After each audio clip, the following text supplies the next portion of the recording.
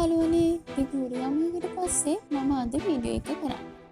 කොහොම හරි අද මම කතා කරන්න යන්නේ අයිෆල් කුල්ල ගැන. ඒ කියන්නේ ප්‍රංශයේ තියෙන අයිෆල් කුල්ල ගැන. එහෙනම් අපි වීඩියෝ එකට යමු. හරි.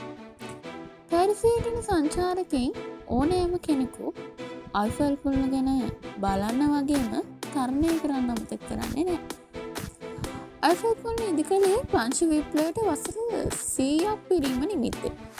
ඒ ගැන අපි කවුරුත් දන්නා වුණත් ඇත්තටම අයිෆල් කුල්ල ගැන නිර්මාණය වුණේ කොහොමද කියන එක ගැනයි පාදකුණු කතාව ගැනයි තමයි මම අද කතා කරන්නේ. හරි. ප්‍රංශ විප්ලවයට වසර 100ක් පිරීම නිමිත්තෙන් වර්ල්ඩ් ෆෙයාර් නම් ප්‍රදර්ශනයක් සංවිධානය කරනවා. ඒකට සමගාමීව ලෝකයේ උසම ගොඩනැගිල්ල නිර්මාණය කිරීමට ප්‍රංශ රජයට අවශ්‍ය වෙනවා. ඊට සැලසුම් ගණනාවක් ඉදිරිපත් වුණ නමුත් ඒ අතරින් මිස්ටර් අයිෆල්ගේ කුළුණ රජය විසින් තෝරා ගන්න. මොකද මේ කොල්ල? ඒ තමයි අයිෆල්. හරි.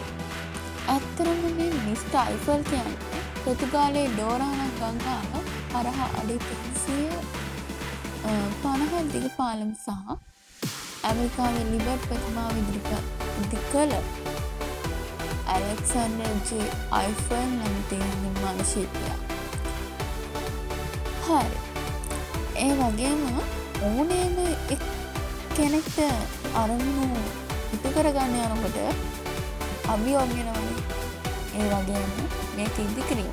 ඒ කියන්නේ අයිෆල් කුළුණ ඉදිකිරීමේදී මිස්ටර් අයිෆල්ට අභියෝග ආවා. ඒ අභියෝග තමයි මේ. පැරිසි රජයට තම ඉදිකිරීම කරගෙන යන්න අවශ්‍ය වුණ කුළුණ ඉදිකිරීමට යන ප්‍රංශ ප්‍රෑන්ක් ලක්ෂ 65. හරිද? ඒත් රජයේ දුන්නේ, ඒ කියන්නේ ප්‍රංශ රජයේ දුන්නේ ප්‍රෑන්ක් ලක්ෂ 15ක් විතරයි. ඊතර මුදල නිර්මාණකරු සොයාගත යුතු බවත් පසුවෙම සොයාගත් මුදල මෙම අයිෆල් කුළුණ බලන්න එන ජනයාගේ ප්‍රවිශ්පත්‍ර වලින් ගෙවන බවට පොරොන්දු වෙනවා. මිස්ටර් අයිෆල්ට විශාල අභියෝගයක් වුණා. ඒ වගේම ගීත මෝපසාන් කියන අය සුළඟට මේක කඩා වැටේ කියලා විවිධ විරෝධතා තෙල්ල වුණා. මේ අභියෝග සියල්ල ජයගනි. අයිෆල් කුළුණ සාර්ථක ලෙස නිම කරනවා. එහි පළමු හා දෙවන තට්ටුවට ගමන් කිරීමට පඩි පේලි සකසා තියෙනවා. දෙවන තට්ටුව ගමන් කිරීමට විදුලි සෝපාන සකසා තිබෙනවා. මහල් 3ේම ආපන ශාලාවක් තියෙනවා. කොහොම හරි දෙවන මහලේ මිස්ටර් අයිෆල්ට විසින්ම කාමරයක් නිර්මාණය කරනවා.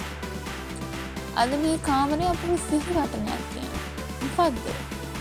ඒ තමයි 1889 සැප්තැම්බර් 10 එම කුළුණ නැරඹීමට පැමිණි තෝමස් ආල්වා එඩිසන් සිහි කිරීමට ඔහු සහ අයිෆල් සහ අයිෆල්ගේ දියණිය සමග පිළිසඳර යෙදෙන ආකාරයේ ඉතිරි නිර්මාණය කරපු පිළිරූ 3ක් තියෙනවා. ඒක සජීවී ආකාරයෙන් දැක් ගන්න පුළුවන්. ඉතින් ප්‍රංශයට ගියොත් අයිෆල් කුළුණ බලන්න අමතක කරන්න එපා. ඒ වගේම මාව සබ්ස්ක්‍රයිබ් කරන්නත් අමතක කරන්න එපා. එහෙනම් ලයික් කරන්න, කමෙන්ට් කරන්න, ඒ වගේම ෂෙයා කරන්න. එහෙනම් තවත් මේ වගේ වීඩියෝ එකකින් හම්බ වෙමු. බයි.